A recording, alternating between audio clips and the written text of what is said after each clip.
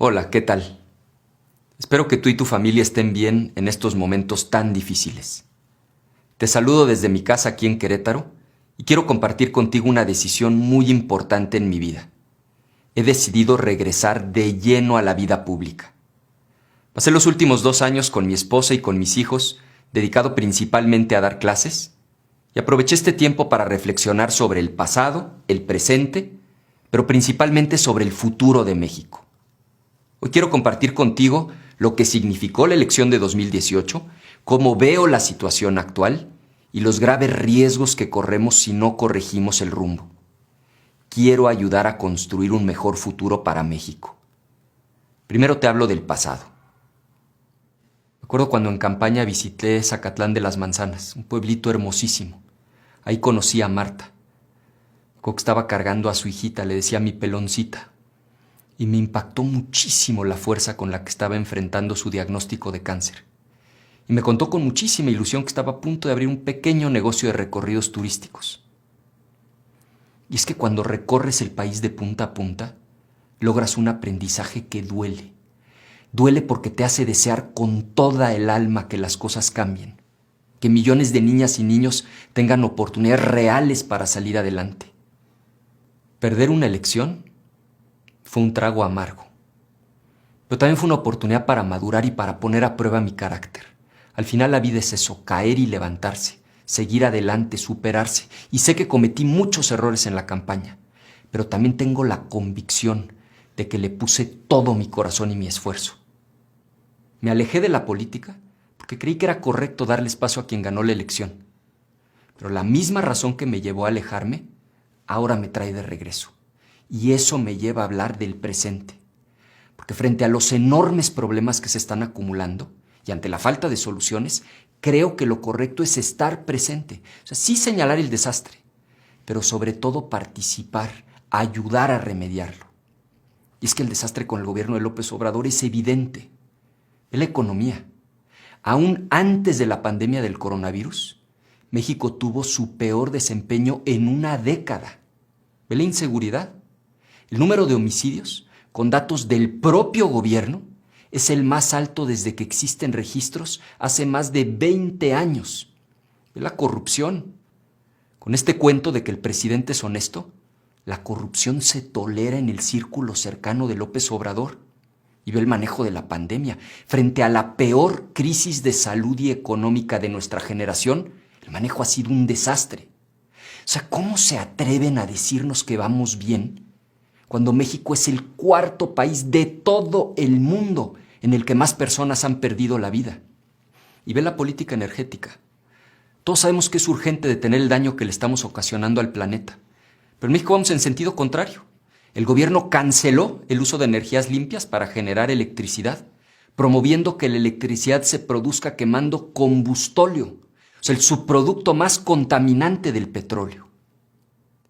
Entonces, frente a este desastre, la pregunta que aparece en todas las conversaciones sobre los problemas de México es ¿qué vamos a hacer?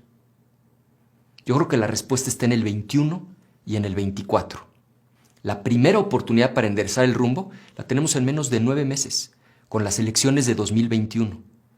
Como dijo Francisco I. Madero, siempre es peligroso para los pueblos dejar todo el poder en manos de un solo hombre. Y luego en 2024, como cada 6 años, el reloj de la democracia va a volver a marcar la hora de la elección presidencial. Pero aquí viene lo más importante. Para enderezar el camino, no basta con estar criticando al gobierno de aquí al 2024. Más que oponer, el reto es proponer. O sea, no basta con alzar la voz y cuestionar al presidente. Tenemos que demostrar que nosotros lo podemos hacer mejor. O sea, si el camino trazado por esta supuesta cuarta transformación no lleva a ninguna parte, ¿cuál ofrecemos nosotros como alternativa? Yo llevo muchos meses pensando en todo esto. Para ordenar mis ideas y para poder transmitirlas con más claridad, decidí escribir un libro. Durante las próximas 12 semanas voy a estar presentando un video relacionado con cada uno de los 12 capítulos del libro.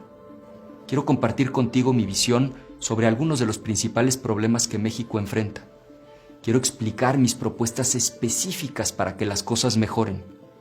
Y a lo largo de cada semana, me gustaría estar interactuando contigo a través de distintas plataformas, para compartir ideas, para escucharte, para dialogar sobre temas que son importantes para todas y todos nosotros. Por supuesto, en cuanto la pandemia lo permita, quiero recorrer toda la República Mexicana. Quiero ir a las universidades, a las colonias y a las comunidades para platicar contigo. Siendo muy realista, sé que es probable que el gobierno intensifique los ataques en mi contra, tal y como lo hizo el gobierno anterior. Pero eso es lo de menos. ¿Sabes por qué? Porque los ataques hacia mí no se comparan con lo que te están haciendo a ti, a tu economía, a la salud de tu familia, al futuro de tus hijos y a la democracia de nuestro país. ¿Te acuerdas que al principio te comenté de mi visita a Zacatlán de las Manzanas, donde conocí a Marta? Pues la valentía con la que enfrentaba el cáncer de su hijita hoy es desesperación por la falta de medicinas, debido a las malas decisiones del gobierno. Y la ilusión que tenía por su negocio de recorridos turísticos se convirtió en angustia y frustración. Lo tuvo que cerrar por la pandemia y la falta de apoyo del gobierno. Vivimos momentos muy difíciles, pero México es mucho más grande que sus problemas. Yo tengo esperanza en que las cosas sí pueden mejorar. Estoy convencido de que puedes estar mejor. Y acuérdate que cuando la esperanza se vuelve invencible, la victoria final está asegurada. Vamos a salir adelante. Nos vemos pronto. Si le merece alguna opinión el regreso del panista Ricardo Anaya, quien fuera su contrincante. Él dice que regresa a la vida pública y dice que lo hace en medio de un desastre en el país provocado por su gobierno. Y si me permite una pregunta ahorita para el canciller. Gracias. Sí, no tengo comentario, entonces el canciller contesta. Gracias. Gracias, López. Candidato Anaya, candidato López Obrador, usted ya no tiene réplica. Candidato Anaya, con las áreas naturales protegidas, ¿qué hacemos? Aplicación de la ley, es decir, que se respete.